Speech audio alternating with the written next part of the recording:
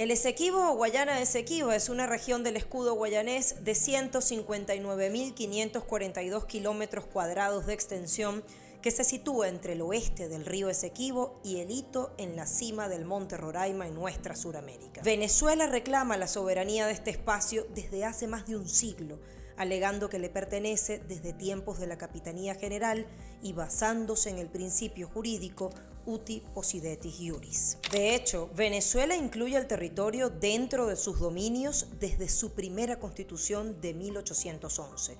Hoy, como en ese entonces, se lee en la Carta Magna en su artículo 10, el territorio y demás espacios geográficos de la República son los que correspondían a la Capitanía General antes de la transformación política iniciada el 19 de abril de 1810, con las modificaciones resultantes de los tratados y laudos arbitrales no viciados de nulidad. Pero, ¿cómo empieza esta historia de despojo imperial? En 1814, Gran Bretaña se apropió de este y otros territorios. En 1822, el ministro venezolano en Londres, José Rafael Revenga, por instrucciones del libertador Simón Bolívar, presentó denuncia a las autoridades británicas diciendo: es absolutamente indispensable que los colonos se pongan bajo jurisdicción y obediencia de nuestras leyes o se retiren a sus antiguas posesiones. Gran Bretaña, potencia hegemónica mundial en ese momento, ignoró la reclamación y más bien prosiguió con su expansión colonial al oeste del río Esequibo, aprovechándose de que Venezuela venía de una larga guerra de independencia y apenas iniciaba su organización institucional. En 1835, el explorador nacido en Alemania y nacionalizado británico Robert Hermann Schomburg trazó una línea fronteriza provisional desde el río Moruca hasta el Esequibo. Desde ese entonces se dieron algunas negociaciones hasta que el gobierno británico propuso una frontera al oeste del Esequibo y el ejecutivo venezolano no aceptó. Con ese gesto quedaba en evidencia que la máxima aspiración británica era el río Orinoco. El 2 de febrero de 1897, Venezuela y Reino Unido firmaron el Tratado Arbitral de Washington, con el que se comprometieron a resolver el litigio mediante arbitraje internacional. En 1899 se conformó ad hoc el Tribunal Arbitral de París.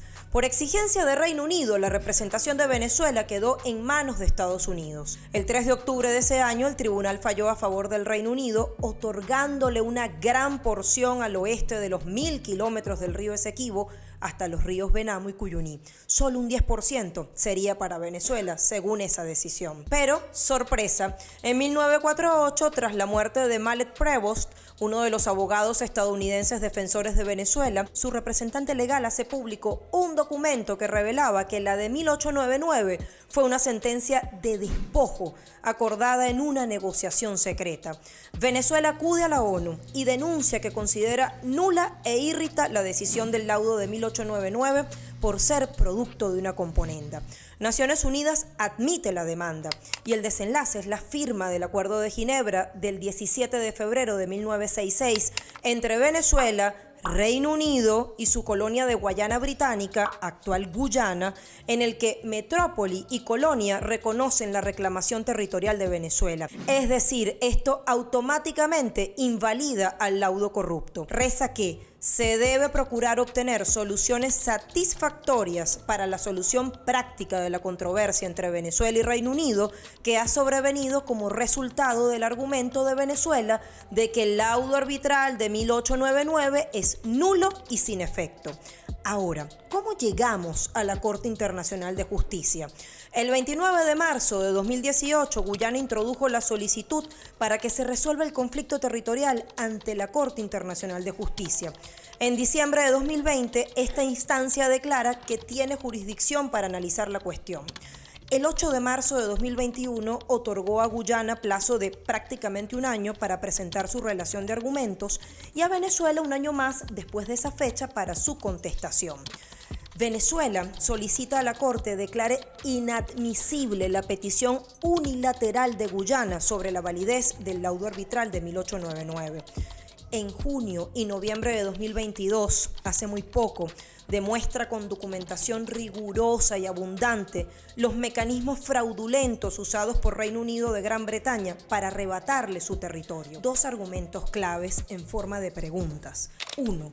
¿Cómo es que Guyana invoca unilateralmente un laudo viciado de nulidad firmado hace 124 años, cuando ésta no existía como república, pero sobre todo cuando en 1966 suscribió el Acuerdo de Ginebra, que no es otra cosa que aceptar buscar una solución negociada, pero también el reconocimiento de que el laudo de París es un fraude. 2. ¿Cómo es que se pretende desde la CIJ que el autor del despojo y firmante del único instrumento válido hoy, Reino Unido, no sea considerado como un tercero indispensable para examinar el caso con justeza? El pasado 6 de abril, la CIJ se pronuncia sobre las objeciones preliminares que interpuso Venezuela. Decide que el juicio debe continuar, sí, pero reconoce la existencia del Acuerdo de Ginebra. Venezuela respeta la Corte, pero cree que no tiene competencia en este caso. ¿Cuál es la importancia del Esequibo?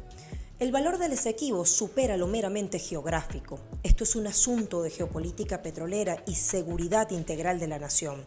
Y es que el Esequibo garantiza a Venezuela su fachada atlántica, por donde nada menos sale nuestro crudo pesado comercial, pero además es un territorio con cuantiosas reservas de oro, diamantes, mica, bauxita, manganeso, minerales radiactivos como uranio, petróleo y gas natural, hierro y coltán.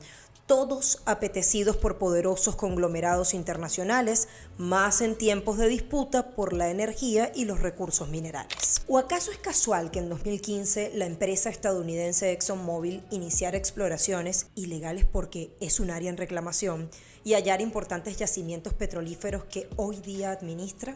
¿Cuesta acaso imaginar que Estados Unidos, Canadá, Francia, Reino Unido, España e Israel, en conflicto abiertamente con Rusia, han fijado su mirada en el Esequibo como nueva fuente de abastecimiento segura? Por si fuera poco, el martes 11 de abril la Exxon anunciaba la llegada de un nuevo buque llamado Prosperity a aguas territoriales en disputa. A modo de conclusión, el asunto nos atañe a todas y todos.